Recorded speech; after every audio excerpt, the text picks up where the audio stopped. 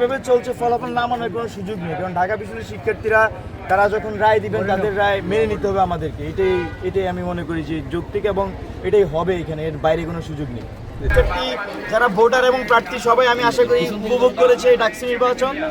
তো আমরা আশাবাদী আজকেও শিক্ষার্থীরা সুশৃঙ্খলভাবে ভোট দিয়ে তাদের যোগ্য প্রতিনিধি নির্বাচন করবেন, আর শিক্ষার্থীদের ভোটের মাধ্যমে যে প্রতিনিধি নির্বাচিত হবেন তাকে সবাই স্বাগত জানাবে।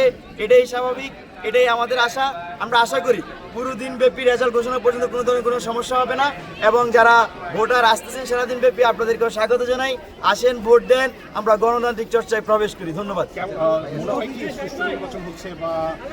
এখন পর্যন্ত সুষ্ঠু নির্বাচন হচ্ছে। আমরা আশাবাদী ঢাকা বিশ্ববিদ্যালয়ের শিক্ষার্থীরা তাদের ভোটের মাধ্যমে যোগ্য প্রতিনিধি নির্বাচিত করবেন।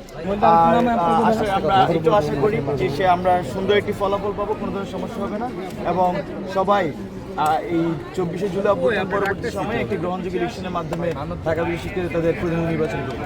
এখন পর্যন্ত ভালো অবশ্যই এখন পর্যন্ত ভালো মনে হচ্ছে। আমরা আশাবাদী যে ঢাকা বিশ্ববিদ্যালয়ের শিক্ষার্থীরা তাদের যোগ্য নেতৃত্ব দেখে রায় দিবে। ধন্যবাদ। এখন প্রশ্ন